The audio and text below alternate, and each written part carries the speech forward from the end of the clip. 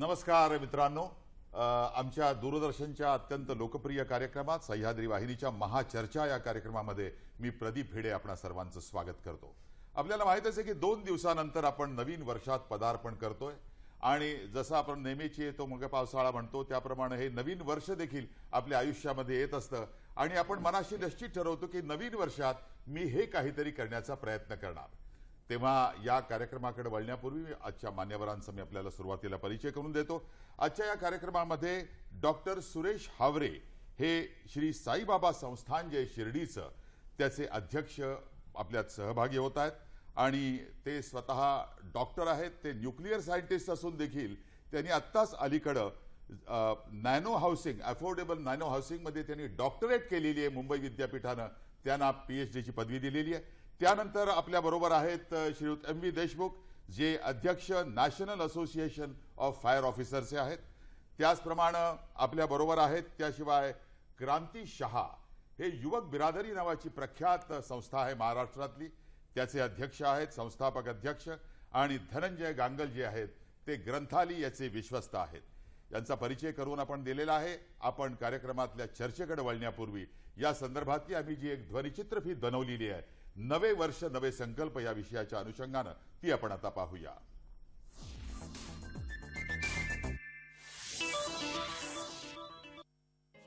सृष्टीचे हे चक्र चालेल रे बाळा, उन्हाळा हिवाळा पुन्हा पावसाळा। दरवर्षी हे तिन्ही ऋतू आणि काही घटना बऱ्या वाईट आणि कमी अधिक फरकाने मानवी जीवनावर परिणाम करत असतात। पण जेव्हा वर्ष सरतं तसं नव्या उमेदीसह नवी आव्हाने पेलायला आपण सर्वच जण सज्ज झालो असतो। आता सृष्टीच्या चक्राप्रमाणे कॅलेंडरचं शेवटचं पान पलटायची वेळ जवळ आली आहे। 2016 संपून नवं 2017 हे वर्ष सुरू व्हायला काही तास शिल्लक राहिले। अनेक कटुगोड आठवणींसह 2016 सरेल आणि गतकाळातील अनुभवांच्या शिदोरीवर जनता नव्या वर्षात नवे संकल्प करून वाटचाल नक्की करेल। आता प्रत्येक नव्या वर्षाचं स्वागत आपण जोशात करतो, नवे संकल्पही करतो। त्यात शारीरिक तंदुरुस्तीसाठी व्यायाम करायचा संकल्प हा खूप कॉमन आहे। पण यावर्षी मात्र नोटबंदीमुळे बऱ्याच चांगल्या संकल्पना भविष्यात राबविण्यासाठी सरकारने खूप चांगली संधी दिली आहे असं म्हणायला हरकत नाही। नव्या वर्षाचा पहिला दिवस हा देवदर्शनाने, दानधर्म करून किंवा नवे पुस्तक आणि नव्या रोजनिशीच्या पहिल्या पानावर स्वच्छ अक्षरात लिहून साजरा करता येईल। त्याचबरोबर सांस्कृतिक कार्यक्रमाचं आयोजन करून आणि सामाजिक सुरक्षेचं भान राखून पण करता येईल। पण त्याकरिता सतसत विवेकबुद्धी जागृत ठेवून माणुसकीच्या अंगाने विचार करायला हवा। सध्याची तरुण पिढी उत्सवी आहे। प्रत्येक संधीचा उत्सव करण्याकडे त्यांचा कल आहे। काही क्षणाचा आनंद मिळवण्यासाठी अमाप पैसे खर्च करण्यात ते मागे पुढे पाहत नाहीत। त्यात गैर किती हे व्यक्ती परस्पर ठरेल, पण उज्ज्वल भविष्य घडविण्यासाठी सर्वांगीण विकास होणं अपेक्षित आहे। केवळ नववर्षच नव्हे तर भविष्यातील उपक्रमांचा आढावा घेऊन संकल्प करण्याच्या वृत्तीचा विकास व्हावा या उद्देशानेच आजची ही महाचर्चा। महाचर्चेच्या सर्व प्रेक्षकांना सह्याद्री वाहिनीकडून नवीन वर्षाच्या हार्दिक शुभेच्छा।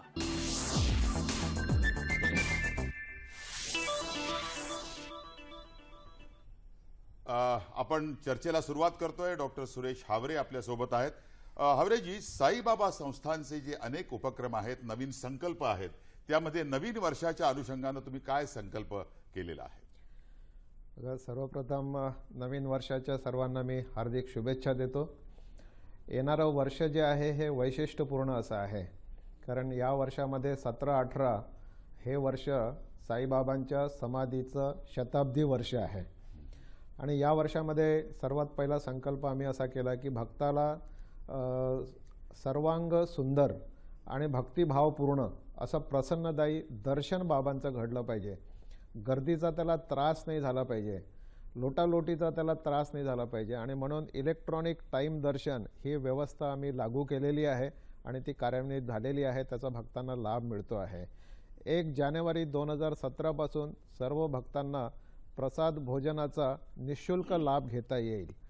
ज्या माता आहेत, छोट्या बाळाला कॅरी करणाऱ्या, रुग्ण आहेत, वयोवृद्ध आहेत, अपंग आहेत, अशांना बाबांच्या डायरेक्ट थेट दर्शनाची व्यवस्था आम्ही केलेली आहे. अशा चहा, दूध, कॉफी, बिस्किट दर्शन रांगेमध्ये निःशुल्क त्या ठिकाणी उपलब्ध असणार आहेत. आणि VIP पास दर्शनाची व्यवस्था जी शिफारशी शिवाय होत नव्हती त्याची शिफारस आम्ही काढून टाकलेली आहे. पेशंट्स तिथे मोठ्या संख्येने येतात. मी जेव्हा सांगतो की दर्शन तिथे आहे तर केवळ बाबांचं दर्शन आहे असं नाही, तिथे मोठे 2 हॉस्पिटल्स आहेत 550 बेडचे आणि मोफत डायलिसिसची व्यवस्था आहे. दवाखाना मोफत आहे, निःशुल्क असा आहे. मोठ्या प्रमाणात आरोग्य सेवा त्या ठिकाणी केली जाते. शैक्षणिक सेवेचंही मोठं कार्य आहे. आमचे जे दुसरे पार्टनर आहेत ते श्रीयुत MV देशमुख, अध्यक्ष national association of fire officers. Deshmukhji, आपली ही जी संस्था आहे ती नेमकं काय करते आणि नवीन वर्षासाठी तुमचे संकल्प काय आहेत? National association of fire officers ही जी एक पॅन इंडिया अशी ऑर्गनायझेशन आहे. भारतातले बहुसंख्य अग्निशमन अधिकारी याचे सदस्य आहेत आणि त्या अग्निशमन अधिकाऱ्यांमध्ये एक जबाबदारीची जाणीव निर्माण करून लोकांपर्यंत जनप्रबोधनाचा कार्यक्रम राष्ट्रभर न्यावा असा एक म्हणजे ब्रॉड विजनचा असा आमचा सगळा संकल्प आहे, कार्यक्रम आहे. आणि तो कार्यक्रम राबवताना त्याच्यामध्ये बऱ्याच दुसऱ्या ज्या संस्था आहेत, ज्याला आपण NGOज म्हणतो किंवा ज्या स्वयंभावी संस्था आहेत, त्या आमच्याबरोबर सध्या खूप काम करत आहेत. नवीन वर्षाचा संकल्प म्हणून शाळेची मुलं हे आमचं सगळ्यात मोठं महत्त्वाचं असं ऑडियन्स आहे. कारण म्हणजे प्रेक्षकसुद्धा माझ्याशी सहमत होतील की पालकांचं मुलं ऐकत नाहीत पण मुलांचं पालक नक्की ऐकतात. हा सर्वसाधारण आपल्या प्रत्येक घरातला अनुभव आहे आणि तोच अनुभव आम्ही जवळ घेऊन शाळांपर्यंत आम्ही पोहोचलेलो आहोत.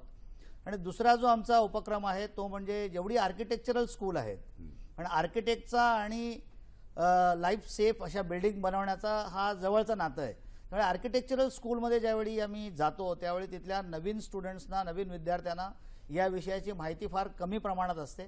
तर त्याचं आम्ही एक पेनिट्रेशन राष्ट्रभर करण्याचा आमचा दुसरा संकल्प आहे. असे 2 महत्त्वाचे संकल्प घेऊन आम्ही 2017चं मनापासून स्वागत करतो आणि फायर सेफ इंडिया मिशन जे आम्ही राबवणार आहोत त्याच्यामध्ये भारताच्या, महाराष्ट्राच्या प्रत्येक नागरिकाचा जो आम्हाला सहयोग मिळेल त्या सहयोगामुळे आपण खूप लोकांचे जीव वाचू शकू, वित्तहानी आपण त्यापासून टाळू शकू. अशा या उपक्रमामध्ये आपल्या सगळ्यांचं स्वागत. क्रांती शहा युवक बिरादरीचे संस्थापक अध्यक्ष. क्रांतीजी, आपण या आतापर्यंतच्या कार्याकडे आपण पाहिलं तर आसे तो हिमाचल तरुणांना आपण पुढे आणायचं, त्यांना एकत्र करायचं आणि तरुणामध्ये जनजागृती हे करे. तेव्हा ही युवक बिरादरीची जी संकल्पना आहे ती तुम्हाला कशी सुचली आणि कुठं सुचली आणि कशी सुचली? प्रदीप, महाराष्ट्रातल्या आणि देशातल्या ज्या सामाजिक चळवळी झाल्या, विशेषतः विधायक चळवळी, मग त्या बाबा आमटेंची चळवळ असेल, सेवादलाची असेल, मदर टेरेसाची असेल, ज्या अनेक चळवळी झाल्या, या चळवळीतून एक गोष्ट माझ्या ध्यानात आली की या देशाला विधायक काम करणाऱ्या कार्यकर्त्यांची गरज आहे. आणि दुसरा महत्त्वाचा विचार मी हा केला, हा देश जर युवकांचा आहे, प्रामुख्याने युवा शक्ती आहे, तर या युवा शक्तीला जर आपल्याला वळवायचं असेल आणि त्यांना जर आपल्याला सामाजिक बदलाचे जर पायीक करायचं असेल तर आपल्याला नव्या विचाराने, नव्या माध्यमातून पुढे गेलं पाहिजे. ही कल्पना तुम्हाला क्रांतीजी कुठं सुचली? कुठेतरी त्याचा काही जो एक असं बीज रोवतो म्हणतो आपण, त्या कुठल्या तरी अशी घटना असेल मला वाटतं त्याच्याशी संबंधित. त्याच्यातली एक महत्त्वाची घटना मला आठवते की 1973 साली महाराष्ट्रामध्ये दुष्काळ पडला होता. फार मोठा दुष्काळ होता. जवळजवळ 52 लाख माणसं दुष्काळी मजूर कामावर होते. त्या दुष्काळी कामात रोजगार हमीची योजना सुरू झालेली नव्हती. नुकतीच 20 पाग्यांनी ती योजना मांडली होती. त्यावेळेला मी सागरेश्वरच्या डोंगरावर, सातारा जिल्हा आणि सांगली जिल्ह्याच्या बॉर्डरवर बर्रास हाणीच्या समवेत गेलो होतो आणि मी पाहिलं त्या रोजगार हमीवर काम करणाऱ्या मजुरांची मुलं उन्हात तडफडत होती आणि ती 8 किलोमीटर 10 किलोमीटरवर आली ती. त्याविषयी माझ्या लक्षात आलं की या श्रम करणाऱ्या मुलांचेही काही प्रश्न असतात. ती बाई आपल्या मुलाला मोठं करण्यासाठी संगोपन करण्यासाठी प्रयत्न करते, पण या मुलांच्या आणि समाजातला हा जो काही गट आहे, मोठा वर्ग आहे, जो श्रमिकांच्या पोटी शेतकऱ्यांच्या पोटी जन्माला आलेला आहे, या युवकांच्यासाठी आपल्याला चळवळ करावी लागेल. आणि ती चळवळ केवळ पुस्तकातून होणार नाही, बरोबर. शाळा कॉलेजातून होणार नाही, तर रचनात्मक दिशा द्यावी लागेल. क्रांतीजी, या सागरेश्वराच्या साक्षीनं आपण या चळवळीची सुरुवात केली युवक बिरादरीची, तेव्हा आम्ही तुम्हाला खूप शुभेच्छा देतो. ही चळवळ अशीच फुलत राहणार आणि विशेषतः नव्या वर्षामध्ये तर आपण त्याला वेगळी गती द्याल अशी आमची अपेक्षा आहे. या ठिकाणी आपण घेतोय महाचर्चेमध्ये एक छोटीशी विश्रांती. विश्रांतीनंतर आपण धनंजय गांगल यांच्याशी बोलणार आहोत.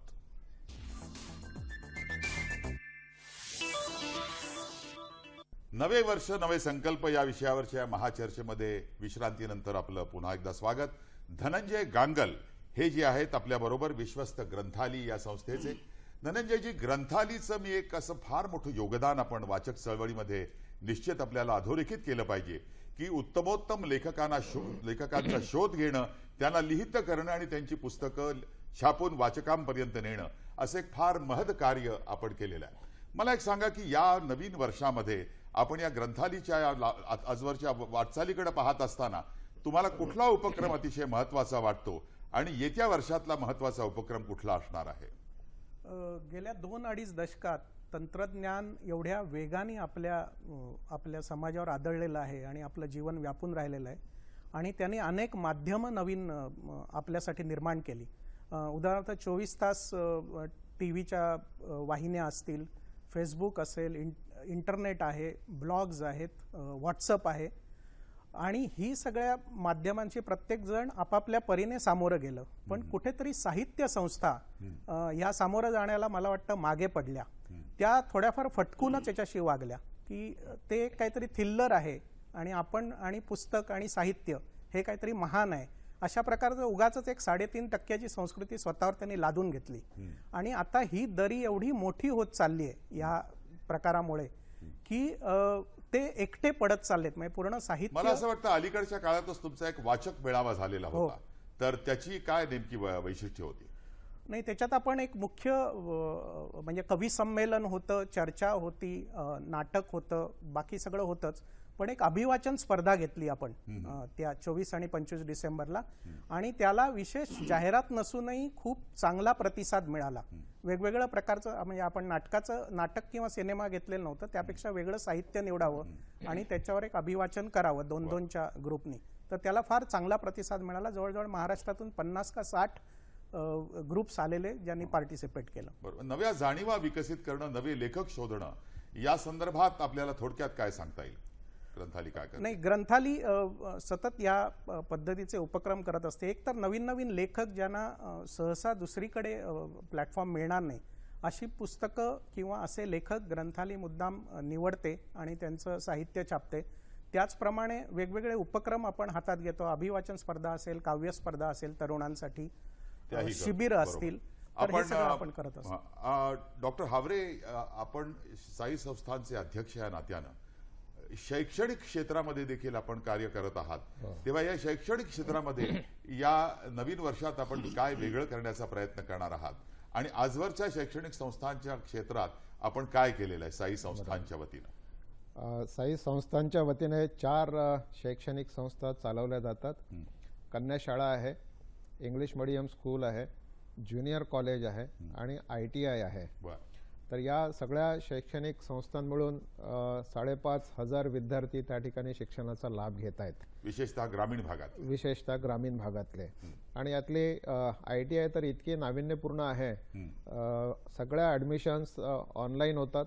11 ट्रेड्स त्याच्यामध्ये आहेत, 450 विद्यार्थी आहेत.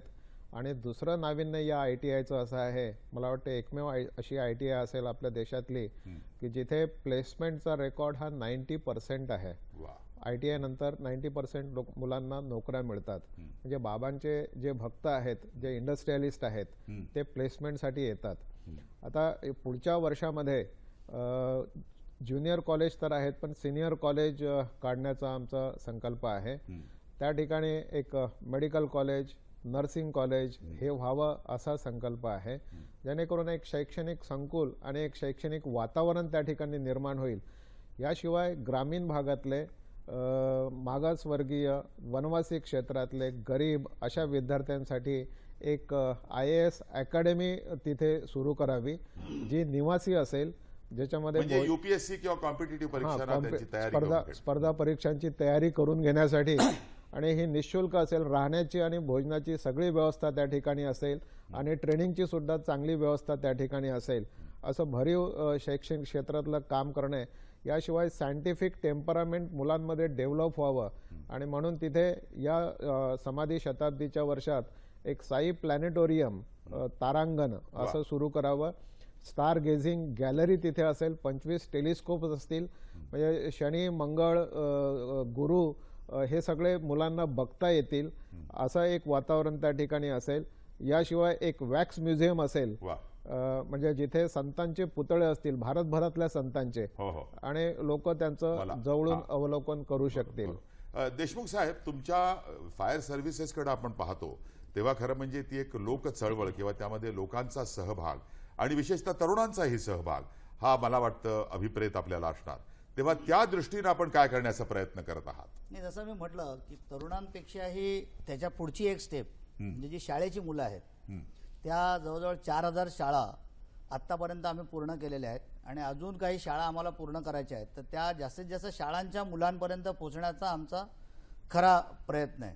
आणि दुसरा जो प्रयत्न आमचा आहे, जे आर्किटेक्चरल स्कूल्स आहेत त्यातले जे तरुण आहेत त्यांना योग्य नॅशनल बिल्डिंग कोड असेल, इंटरनॅशनल बिल्डिंग कोड असेल, नंतर बिल्डिंग बायलॉज असतील, डेव्हलपमेंट कंट्रोल रूल्स असतील, त्याच्यातल्या सगळ्या तरतुदी आणि त्याचं इंटरप्रिटेशन आणि त्याच्यामध्ये फायर आणि लाईफ सेफ्टीची तरतूद, ह्या ज्या गोष्टी आहेत त्याच्यामध्ये त्यांना तयार केलं तर जो आर्किटेक्ट आज दुर्दैवानं आमच्याकडे जे आर्किटेक्ट येतात ते लायझनिंग आर्किटेक्ट म्हणून येतात. लायझनिंग आर्किटेक्टपेक्षा त्या आर्किटेक्टला ही फील्स ओनरशिप की हे बिल्डिंग मी बांधलेलं आहे. मी मंत्रालयाचं उदाहरण देतो. दुर्दैवी घटना होती, त्यात फक्त म्हणजे 5 लोक गेली, पण त्या मंत्रालयाला जर म्हणजे त्यावेळची जर परिस्थिती बघितली तर त्या मंत्रालयाचा जो कोणी आर्किटेक्ट होता त्याला अजूनही मला इथून सलाम करावा असा वाटतो की त्या इमारतीला 9 जिने होते. त्यामुळे खेड्यापाड्यातला जरी नागरिक त्या मंत्रालयामध्ये आला तर तो आला कसा त्याला माहीत नसायचं, तो जाताना तो कसा गेला त्याला माहीत नसायचं, पण तो 2 ते 3 मिनिटाच्या आत त्या मंत्रालयाच्या इमारतीतून तो बाहेर पडायचा. म्हणजे ही ती विजन होती त्या आर्किटेक्टची. बरोबर. त्याच्यामुळे एवढी मोठी दुर्घटना घडून सुद्धा त्या मानाने कमी लोकांचे जीव गेले. प्रत्येक जीव हा महत्वाचा असतो. तर अशा प्रकारचं विजन त्या आर्किटेक्ट्समध्ये डेव्हलप करणं हा आमचा खरा संकल्प आहे. बरोबर. आपल्याशी आता बोलण्यासाठी एक ज्येष्ठ साहित्यिक परभणीचे आसाराम लोमटे हे आपल्याशी दूरध्वनीवर बोलणार आहेत आणि यांना अलीकडेच साहित्य अकादमीचा अत्यंत मानाचा असा पुरस्कार मिळालेला आहे. तेव्हा आमच्या दूरदर्शन आणि सह्याद्री वाहिनीच्या वतीनं आसारामजी मी आपलं मनापासून अभिनंदन करतो. आणि मला आपल्याला प्रश्न हा विचारायचा आहे की एक साहित्यिक या नात्यानं या नवीन वर्षामध्ये आपल्या डोळ्यासमोर नेमके काय संकल्प आहेत, काय करू इच्छिता हे आम्हाला सांगा. सर्वप्रथम मी आपले मनापासून आभार मानतो. खरं तर लेखक किंवा कलावंत कुठलाही असेल, तो कुठल्याही क्षेत्रात काम करत असेल, त्याच्यासाठी प्रत्येक क्षण हा नवा असतो, त्याच्या निर्मितीला आवाहन करणारा असतो. तरीही जेव्हा नवीन वर्ष सुरू होतं तेव्हा आपण काही संकल्प आपल्या मनाशी बाळगतो, आपल्या उराशी बाळगतो. त्या दिशेनं आपण कामाची एक दिशा निश्चित करतो आणि त्या प्रयत्नांची पूर्तता कशी होईल किंवा त्या प्रयत्नांची, त्या संकल्पांची सिद्धी कशी होईल अशा पद्धतीने आपले प्रयत्न सगळे चाललेले असतात. मला आता जो साहित्य अकादमीचा पुरस्कार मिळाला आलोक या कथासंग्रहाला, त्यानंतर तो माझा दुसरा कथासंग्रह आहे. तिसऱ्या एका कथासंग्रहाची जुळवाजुळव पूर्ण झालेली आहे आणि हा तिसरा कथासंग्रह येत्या नव्या वर्षात वाचकांसमोर येईल. त्याचबरोबर दैनिक लोकसत्तामध्ये धुळपेर या नावाचं सदर मी लिहिलेलं होतं. एक वाचन आणि संस्कृती सगळे जे ग्रामीण जगण्यातले गुंतागुंतीचे प्रश्न आहेत त्या प्रश्नांना भिडण्याचा प्रयत्न मी या लेखनाच्या माध्यमातून केला होता.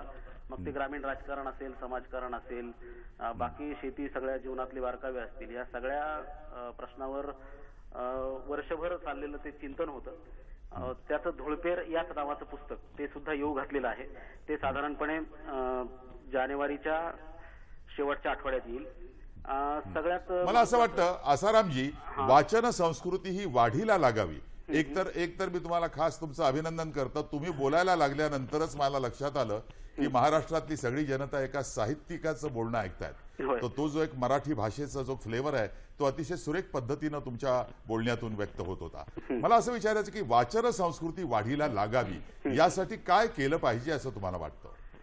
मला असं वाटतं की आपल्याकडे गाव पातळीवरची जी ग्रंथालयं आहेत, वाचनालयं आहेत, त्यांची अवस्था सध्या म्हणजे त्यांचे पण त्या सगळ्या ग्रंथालयीन कर्मचाऱ्यांचे प्रश्न आहेत, परंतु ही ग्रंथालये वाचनालये कशा पद्धतीने भक्कम होतील, तिथे अद्यावत अशा प्रकारची यंत्रणा कशी राहील, आणि अगदी ताजं एखादं नव्या जाणीवेचं पुस्तक जर आलं बाजारात तर ते लगेचच कसं ह्या सगळ्या ग्रामीण ग्रंथालयांमध्ये उपलब्ध होईल हे आपण पाहिलं पाहिजे. शालेय विद्यार्थ्यांमध्ये वाचनाची गोडी निर्माण होण्यासाठी शालेय स्तरावर महत्वाच्या पुस्तकांच्या स्पर्धा घ्यायला हव्यात. त्याच्यावरती त्या पुस्तकांवरती निबंध वगैरे अशा स्पर्धेच्या माध्यमातून पण ते होऊ शकतं.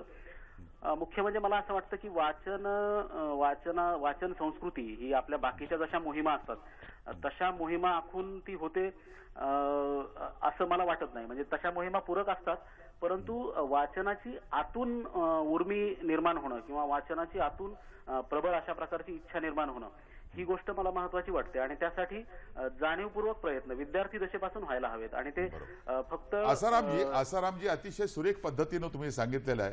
आणि जे काही वाचन आहे ते वाचू आनंद आहे असं लोकांना वाटतं, प्रत्येक मुलाला असं वाटलं पाहिजे. बरोबर. आपण आमच्याशी बोलल्याबद्दल आपले मनापासून आभार आणि आपल्याला धन्यवाद. मनापासून धन्यवाद. यानंतर घेतोय आपण एक छोटीशी विश्रांती. विश्रांतीनंतर आपण चालतोय आपल्या महाचर्चेकडे.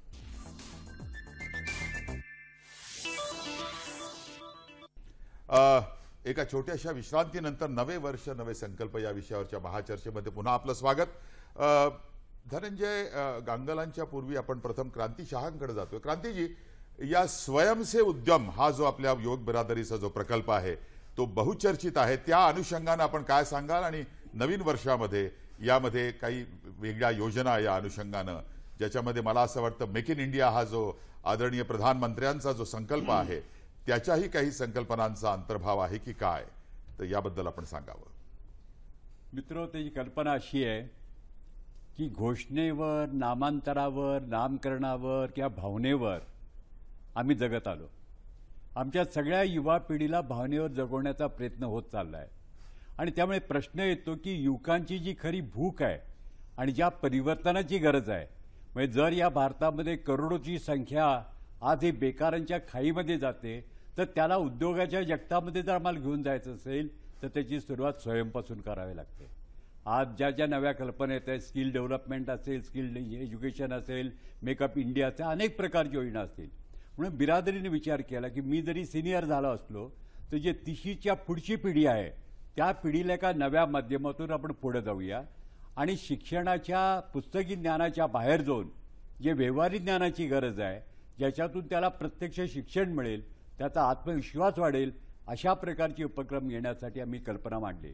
आणि या कल्पनेचा मुख्य भाग असा आहे की आजच्या जगामध्ये कोणालाही बेकार राहील अशी परिस्थिती नाही आहे. खूप उद्योगाची संधी आहे, पण ही संधी कशी मिळवावी हे त्याच्या मनावर आपल्याला बिंबवावं लागेल. जसं आपण नुकतंच दंगल आणि चक दे 2 चित्रपट अलीकडच्या काळात आपण पाहिले की त्या एका माध्यमातून क्रीडेची जशी आवड निर्माण केली, तसं आपण एक नवीन माध्यम घेऊया आणि या तरुण पिढीला आपण घडवण्याचा प्रयत्न बिरादरी करण्याचा सुरू करीत आहेत. बरोबर आहे. धनंजयजी, ग्रंथालयाच्या माध्यमातून वाचकांच्या जाणीवा वाढीला लागण्यासाठी आपण त्यांना वाचनाला प्रवृत्त करणं असं काम मोठं केलेलं आहे.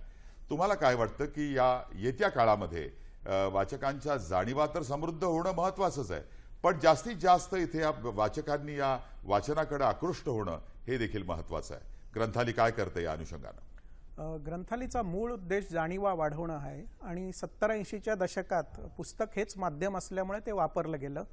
त्यामुळे ती प्रकाशन संस्था आहे असं एक आता भास निर्माण होतो, पण तसं नाही आहे. ते जाणीवा वाढवणं हेच मूळ उद्देश आहे.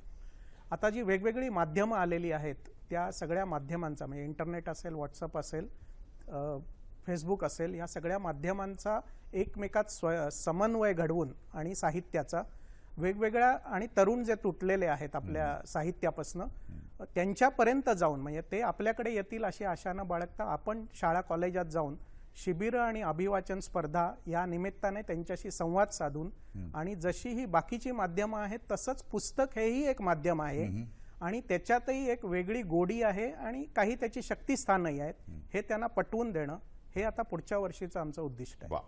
आपल्या बरोबर आता बोलण्यासाठी अभिनव देशमुख, जिल्हा पोलीस अधीक्षक, गडचिरोली हे उपलब्ध आहेत. तेव्हा मी आपलं अभिनव देशमुखजी या ठिकाणी आमच्या महाचर्चेमध्ये स्वागत करतो. अत्यंत दुर्गम आणि अतिशय संवेदनशील अशा तुम्ही जिल्ह्यामध्ये काम करत आहात. कायदा आणि सुव्यवस्थेची जबाबदारी आपल्याकडे आहे. पोलीस अधीक्षक गडचिरोली अभिनव देशमुख बोलतोय. मला आपल्याला एक प्रश्न असा विचारायचा आहे की या कायदा आणि सुव्यवस्थेच्या अनुषंगानं या आगामी वर्षामध्ये आपण काय करू इच्छिता? मी पोलीस अधीक्षक गडचिरोली अभिनव देशमुख बोलतोय. नवीन वर्षाच्या सर्वांना शुभेच्छा. नवीन वर्षाच्या अनुषंगाने गडचिरोलीमधील नक्षलवाद आणि त्या अनुषंगाने असणारी आव्हानं यांचा विचार करता हे आव्हान पेलण्यासाठी गडचिरोली जिल्हा पोलीस दल सर्व प्रशासनाच्या सहकार्याने वेगवेगळ्या पातळीवर लढा देत आहे आणि त्यामध्ये ऑपरेशन्स, सरेंडर्स म्हणजेच आत्मसमर्पण, विकास कामांना संरक्षण आणि जनतेचा विश्वास संपादन करण्यासाठी वेगवेगळे समाज उपयोगी उपक्रम या माध्यमातून 4 पातळीवर हा लढा जो आहे तो आम्ही देत आहोत. चालू वर्षामध्ये सुद्धा गडचिरोली जिल्ह्यामध्ये नक्षलवाद्यांनी अनेकदा स्वतःची दहशत पसरवण्यासाठी काही हिंसक घटना घडवून आणलेल्या आहेत. मात्र त्यामुळे गडचिरोली जिल्हा पोलीस दल किंवा येथील जनता ही आता माघार घेणार नाही. नक्षलवाद ही एक फेल झालेली, अपयशी ठरलेली विचारसरणी असून लोकशाही यंत्रणेमध्ये राज्यघटनेच्या अनुषंगानेच प्रत्येकाला आपले विचार मांडण्याचं स्वातंत्र्य आहे. त्यामुळे नक्षलवाद्यांनी सुद्धा स्वतःचा हा विचार मागे टाकून राज्यघटनेच्या अनुषंगाने या विकासाच्या प्रक्रियेमध्ये सहभागी व्हावं आणि स्वतःचं मत त्यांनी मांडावं अशीच शासनाची भूमिका राहिलेली आहे. आणि त्यामुळे आत्मसमर्पणाविषयी महाराष्ट्र शासनाने एक स्वतंत्र धोरण घोषित केलेलं आहे. या धोरणानुसार यावर्षी सुद्धा साधारणतः 50 नक्षलवादी जे चळवळीमध्ये ज्यांचा भ्रष्टाचार झालेला आहे अशा नक्षलवाद्यांनी आत्मसमर्पण केलेलं आहे. त्याचबरोबर operation point of view Gadchiroli पोलिसांना 11 नक्षलवाद्यांना मारण्यामध्ये यश आलेलं आहे. त्यामुळे दोन्ही पातळीवर गडचिरोली पोलिसांना यश मिळत आहे आणि याचाच भ्रमनिरास झालेल्या नक्षलवाद्यांनी त्यामुळे याचं जे काही खापर आहे ते वेगवेगळ्या विकास कामांना अडथळा करणे, जाळपोळ करणे अशा प्रकारच्या घटनांमध्ये त्याचं प्रतिबिंब आपल्याला दिसायला सुरुवात झालेली आहे. त्यामुळे नववर्षामध्ये आमची ऑपरेशन आणि आत्मसमर्पण याविषयीची जी धोरणं आहेत ती तर चालू राहणारच आहेत, परंतु वेगवेगळ्या विकास कामांना सुद्धा आम्ही मोठ्या प्रमाणात संरक्षण देणार आहोत आणि गडचिरोलीमधील वेगवेगळ्या विकासाच्या योजना शासनातर्फे ज्या राबवल्या जातात त्याचा वेग कसा वाढवता येईल आणि पोलिसांतर्फे त्याला संरक्षण कसं देता येईल यासाठी प्राधान्य दिलं जाणार आहे. देशमुखजी, आपण अत्यंत अप्रतिम असं काम करत आहात आणि मी जसं म्हणलं की संवेदनशील अत्यंत जिल्हा आहे आणि तिथं आत्मसमर्पणाच्या माध्यमातून अनेक नक्षलवादी आपल्या नव्या आयुष्याची सुरुवात करतायत. अतिशय प्रशंसनीय हे कार्य आहे. तेव्हा आपल्या पोलीस दलातल्या सर्व जवानांना सह्याद्री वाहिनीच्या वतीनं, महाचर्चाच्या वतीनं आम्ही शुभेच्छा देतोय. यानंतर डॉक्टर हावरे, या आपल्या साई संस्थांमधली एक सुरक्षा हा अत्यंत महत्वाचा भाग मला असं वाटतो, कारण इथं इतक्या प्रचंड संख्येनं भक्तगण येत असतात तेव्हा त्यांची सुरक्षा ही आपल्या दृष्टीनं अत्यंत एक टॉप प्रायोरिटी असणार आहे. त्या दृष्टीनं आपण काय करत आहात? सुरक्षा यंत्रणा ही मजबूत त्या ठिकाणी आहे. यासोबतच CCTV कॅमेरे आता अद्ययावत करण्याचं काम त्या ठिकाणी सुरू झालेलं आहे. अनेक ठिकाणी भक्त जात असतात आणि डॉग सिक्युरिटी फोर्ससुद्धा त्या ठिकाणी आहे. अनेक स्तरावर ही सिक्युरिटी त्या ठिकाणी घेतली जाते. यासोबतच इलेक्ट्रॉनिक माध्यमांचा उपयोग करण्याचं आम्ही यावेळी ठरवलेलं आहे. म्हणजे कल्प्रेट्स जे असतात, गर्दीचा गैरफायदा घेण्याचा उद्देश ज्यांचा असतो अशांना ॲडमिनिस्ट्रेटिव्ह कंट्रोल आणि इलेक्ट्रॉनिक कंट्रोल या दोन्ही गोष्टींचा कंट्रोल लावण्याचा विचार आम्ही केलेला आहे.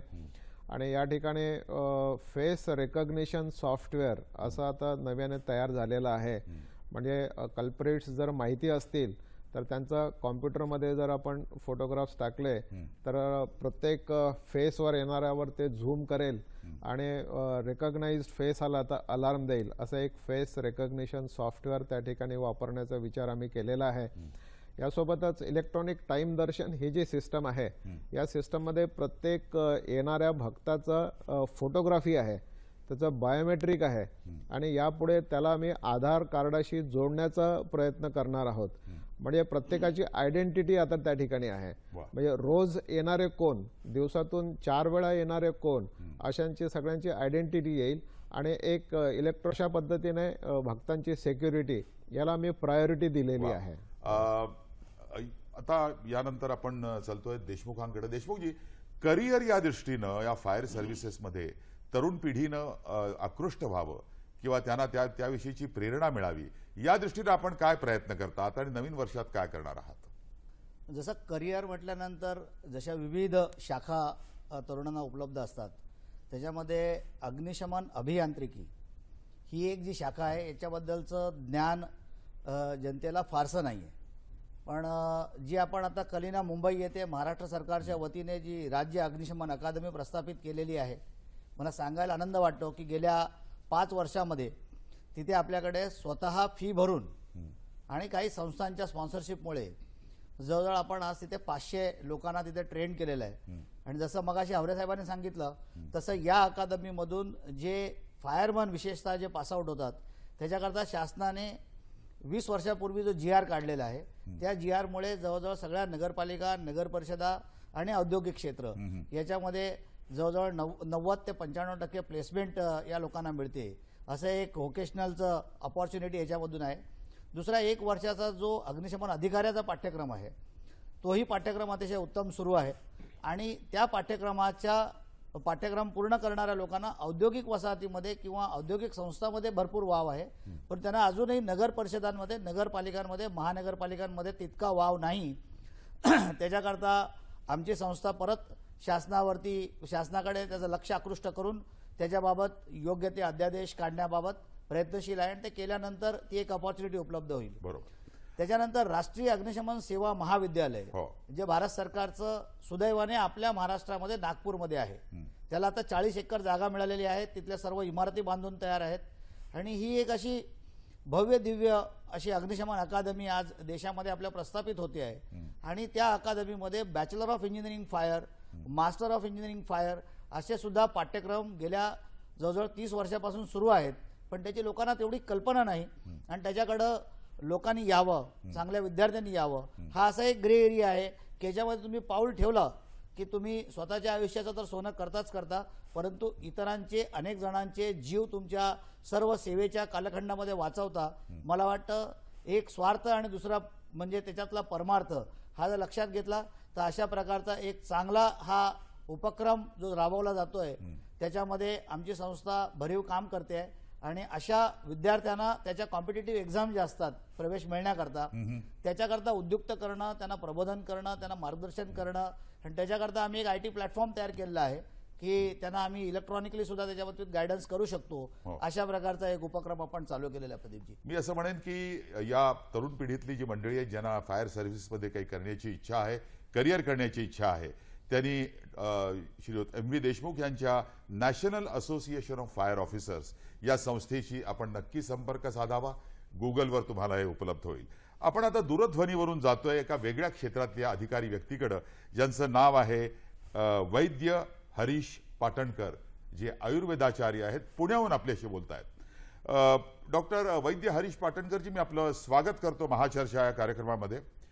आणि मला आपल्याला एक प्रश्न असा महत्त्वाचा विचारायचा आहे की आयुर्वेद हे खरं म्हणजे इतर ज्या पॅथी आहेत, ॲलोपॅथी असो, होमिओपॅथी असो आणि आयुर्वेद, यामध्ये थोडंसं आपल्याला मागं पडताना दिसतं. खरं म्हणजे शास्त्र अत्यंत उत्तम आहे, तेव्हा त्याच्या प्रचार आणि प्रसारासाठी आगामी काळात काय झालं पाहिजे आपल्याला असं वाटतं. आणि इतकंच नव्हे, त्याला एक संशोधनाचं पाठबळ आपण जर आयुर्वेदाला देऊ शकलो तर लोकांच्या खरं म्हणजे मनावर आणि त्यांच्या ट्रीटमेंटवर एक अधिराज्य गाजवू शकेल अशा तऱ्हेचं हे क्षेत्र आहे असं आम्हालाही वाटतं. तर याबद्दल आपण काय म्हणाल? आणि विशेषतः नवीन वर्षाच्या संकल्पामध्ये काय याबद्दल बोलाल? नक्की सर, धन्यवाद. फार महत्वाचा प्रश्न तुम्ही मला विचारलेला आहे. गेली कित्येक वर्ष मी आयुर्वेदाचा शास्त्रोक्त प्रचार आणि प्रसार हा भारत आणि भारताबाहेर रशियामध्ये, फ्रान्समध्ये आपण करत आहोत. भारतामध्ये मला असं वाटतंय की आयुर्वेदाचा हा उपक्रम राबवला गेला पाहिजे, की जो आता आम्ही नवीन वर्षाचा प्रमुख संकल्प म्हणून घेतलेला आहे. 150 वर्ष इंग्रजांनी आपल्यावरती राज्य केल्यामुळे अजूनही एक खंत आहे की इयत्ता 12वी पर्यंत एकाही पाठ्यपुस्तकामध्ये आपल्या आयुर्वेदाबद्दल एकही पान शिकवलं जात नाही. तर मला असं वाटतं की प्रमुख जी आयुर्वेदाची माहिती आहे, आयुर्वेदाचे सिद्धांत आहेत, वात पित्त कफाबद्दलची माहिती ही विद्यार्थ्यांपर्यंत पोहोचली गेली पाहिजे. म्हणून आम्ही आमच्या स्टुडंट्स आयुर्वेद असोसिएशन आणि प्राचीन संहिता गुरुकुल तर्फे आयुर्वेदाचा हा उपक्रम सर्व शाळांमध्ये आम्ही राबवणार आहोत. हा एक पहिला आणि महत्वाचा संकल्प आम्ही घेतलेला आहे. दुसरा संकल्प म्हणजे या आयुर्वेदीय औषधांच्या, घरगुती औषधांची जी एक पुस्तिका आहे ती आम्ही तयार करून प्रत्येक ग्रामपंचायतीद्वारे प्रत्येक खेडोपाड्यामध्ये आम्ही पोहोचणार आहोत. कारण आता आजीबाईचा बटवा हरवायला लागलेला आहे, हा हरवू नये, त्याचं जतन व्हावं म्हणून आयुर्ग्राम कार्यक्रम आपण राबवणार आहोत. आणि औषधांच्या, वनस्पतींचा हा जो बटवा आहे तो प्रत्येक गावामध्ये शास्त्रोक्त पद्धतीने पोहोचवला जाणार आहे. आणि तिसरं महत्वाचं सर काम असं व्हावं असं मला वाटतं की आज आपण आईस्क्रीम किंवा इतर बिस्किटाचाही छोटासा 2 रुपयाचा जरी पुडा घेतला तरी त्याच्यावरती vitamin, protein, calories, fat, carbohydrate असं लिहिलेलं असतं.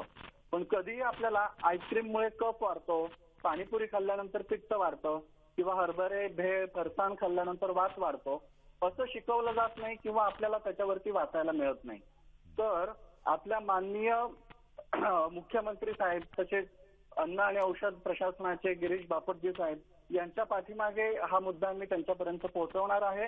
आणि आता इथून पुढे या सर्व औषधांवरती किंवा अशा पद्धतीच्या खाद्यपदार्थांवरती वात, पित्त, कफवर्धक अशा भाषेमध्ये आपल्याला काही टाकता आलं तर आपण त्याचा सर पाठपुरावा करणार आहोत.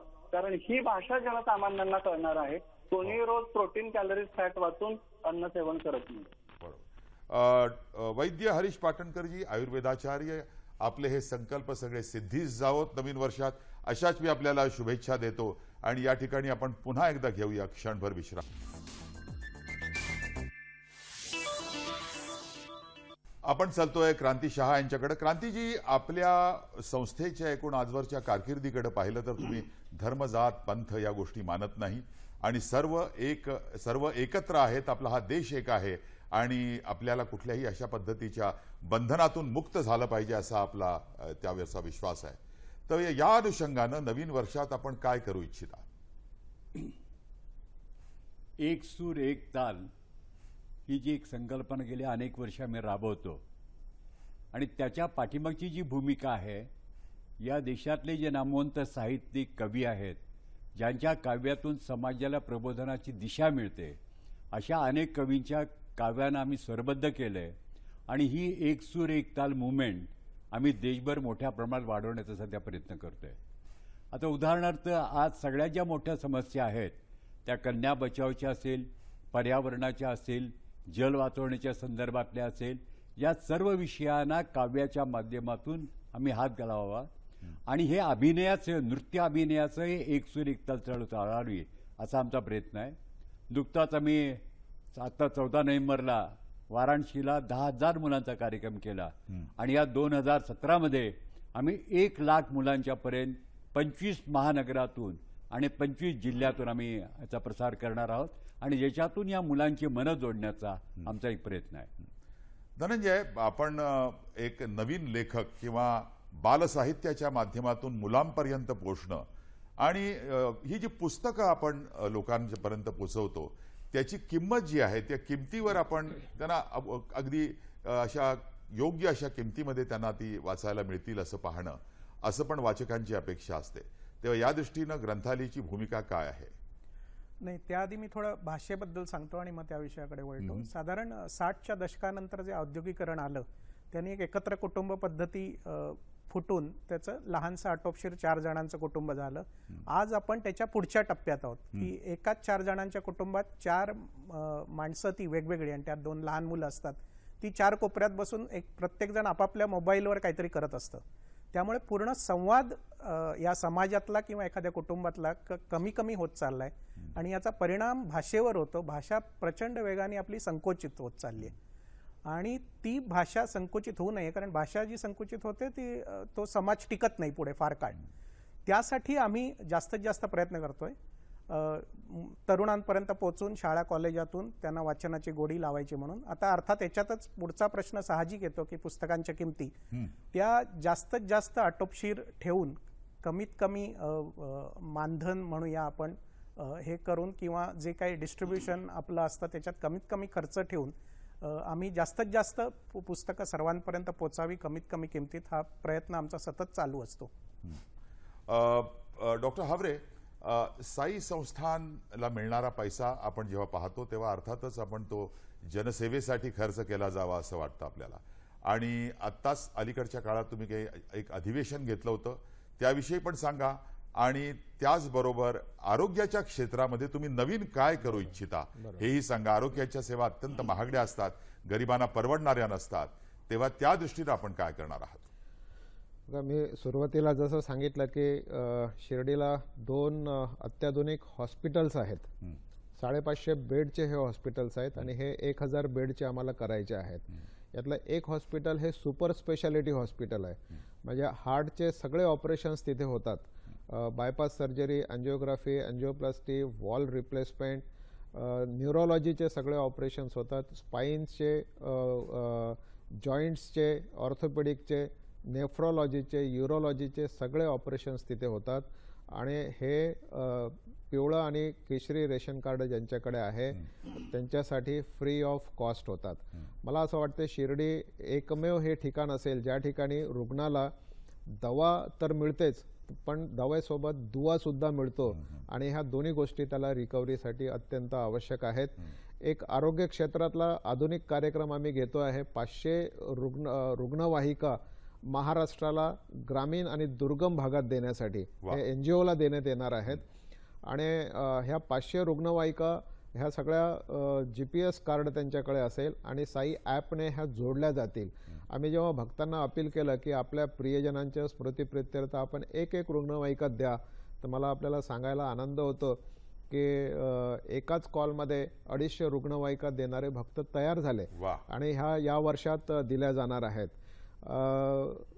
नुकतंच एक संमेलन आम्ही घेतलं की माझं असं पाहणं आहे की साई मूव्हमेंट ही जगातली सगळ्यात मोठी मूव्हमेंट आहे. म्हणजे 3500 पेक्षा जास्त साई मंदिरं भारतात आहेत आणि भारताच्या बाहेर 400 पेक्षा जास्त साई मंदिरं आहेत. या सगळ्यांच्या मंदिरांच्या विश्वस्तांना आम्ही एकत्रित केलं शिर्डीमध्ये आणि 11-12 डिसेंबरला नॅशनल आणि इंटरनॅशनल समिट आम्ही घेतलं. 4500 पेक्षा जास्त ट्रस्टीज त्याला उपस्थित होते आणि सगळ्यांनी मिळून एक निर्णय असा घेतला की साई मंदिराला समाजाभिमुख आणि सेवाभिमुख असा चेहरा दिला पाहिजे. साई मंदिर म्हणजे काय, तर साई मंदिर म्हणजे अन्नदान, रक्तदान, अवयवदान, शैक्षणिक सेवा, रुग्णसेवा असे 5 कार्यक्रम प्रत्येक साई मंदिराने आपापल्या ठिकाणी राबवलेच पाहिजेत. एक आपल्याला सांगू इच्छितो की शिर्डीला दर गुरुवारी रक्तदान कार्यक्रम होतो आणि रक्त देणारी भक्तांची संख्या इतक्या मोठ्या प्रमाणात असते की आम्हाला त्यांना थांबवायला लागतं की आता रक्तपेढीची क्षमता संपलेली आहे. आणि म्हणून आम्ही असं ठरवलं की प्रत्येक साई मंदिराने दर गुरुवारी रक्तदान कार्यक्रम करावा आणि त्यांच्या भागामध्ये. आणि शिर्डीला सुद्धा अनेक रक्तपेढ्यांना आम्ही जोडण्याचा प्रयत्न करतोय की दररोज रक्तदान तिथे व्हावं. म्हणजे 40-50 हजार भक्त रोज येतात आणि त्यातल्या 1% जरी रक्तदान केलं तरी 400-500 लोक रक्तदान करतात. म्हणजे रक्तदानाची ही मोठी चळवळ त्या ठिकाणी उभी राहील. यासोबतच स्वच्छ शिर्डी, सुंदर शिर्डी, ग्रीन शिर्डी अशी करण्यासाठी एक सॉलिड वेस्ट मॅनेजमेंटचा प्लांटही त्या ठिकाणी टाकण्याचा आम्ही विचार केलेला आहे, जेणेकरून भक्त जो येतो त्याला स्वच्छतेचं सुंदर आणि प्रसन्न असं वातावरण पटवून द्यावं आणि त्यांनी आपापल्या भागामध्ये आपल्या गावामध्ये केल्यानंतरही स्वच्छतेचा हा रथ पुढे न्यावा. बरोबर. देशमुख साहेब, आपल्याकडे येण्यापूर्वी आपण घेतो एक छोटीशी विश्रांतीनंतर पुन्हा येतोय आपल्या चर्चेच्या विषयाकडे.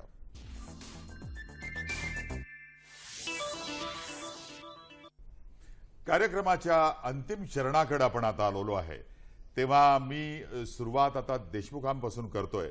देशमुख साहेब, आपण या नवे वर्ष नवे संकल्प पाहताना मला एक आपल्याला चौघांना, म्हणजे आपण हे जे सर्व आज सहभागी झालेले आहात, वेगवेगळ्या क्षेत्रातले आपण आहात, तेव्हा एकत्र येऊन आपल्या चौघांनी किंवा चौघं ज्या संस्थांसाठी काम करतात त्यांनी एकत्र येऊन नवीन वर्षात एखादा संकल्प आपण या ठिकाणी जाहीर करावा चौघांनी, आणि थोडक्या मोजक्या शब्दात आपण सांगावं.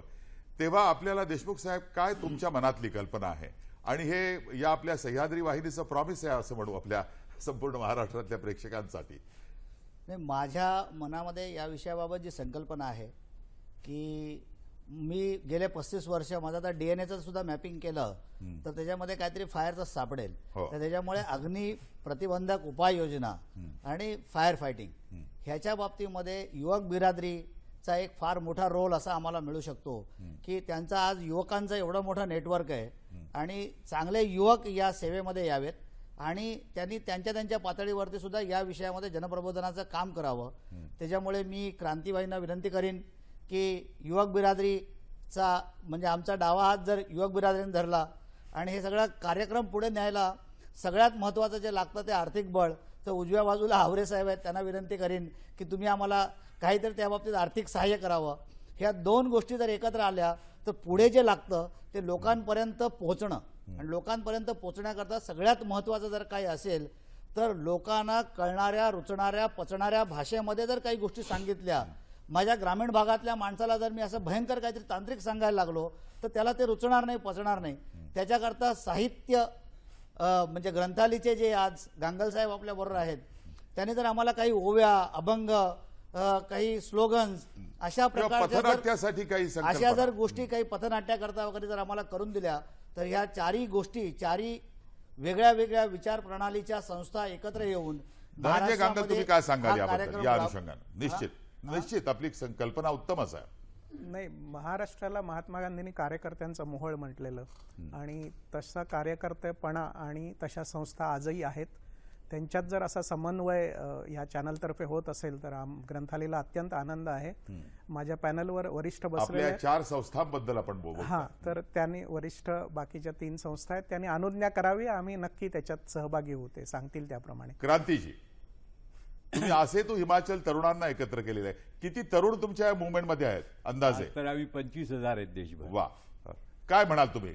आता जसे आणि चौघांनी सांगितलं ग्रंथालीचं, गांधींच्या वाक्यात सांगितलं तसं मी ज्या सानेगुरूंच्या महाराष्ट्रात आहे, सानेगुरूजी म्हणाले मला धडपडणारी मुलं हवी आहेत. मला असं वाटतं की साई संस्थान जर यजमान म्हणत असेल तर आज समाजाची मोठी गरज जी आहे त्या आपत्कालीन परिस्थितीला तरुणांनी कसं सामोरं जावं, उद्ध्वस्त होत चाललेल्या कुटुंब व्यवस्थेला कसं एकत्र ठेवावं, लोकांना आज वाचनाची आवड कशी निर्माण करून देता यावी आणि कलेतून समाज परिवर्तनासाठी कसं पुढे जावं, या दृष्टीनं साई संस्थांनं जर पुढाकार घेतला आणि महाराष्ट्र पातळीवर, राष्ट्र पातळीवर एखादं वर्कशॉप, मोठ्या प्रमाणात वर्कशॉप आयोजित करावं, त्यातून तरुणांची कार्यकर्त्यांची पिढी निर्माण करावी आणि शिर्डीच्या परिसरात जे 7-8 हजार तरुण आहेत, विद्यार्थी आहेत, त्यांना देखील या एक सूर एक ताल मधून ह्या सगळ्या प्रशिक्षणाच्या संधी जर दिल्या तर मला वाटतं एका अर्थानं ती बाबांची. डॉक्टर हावरे, मला असं वाटतं क्रांती शहा आणि इतरही मंडळी म्हणतायत की तुम्ही या संपूर्ण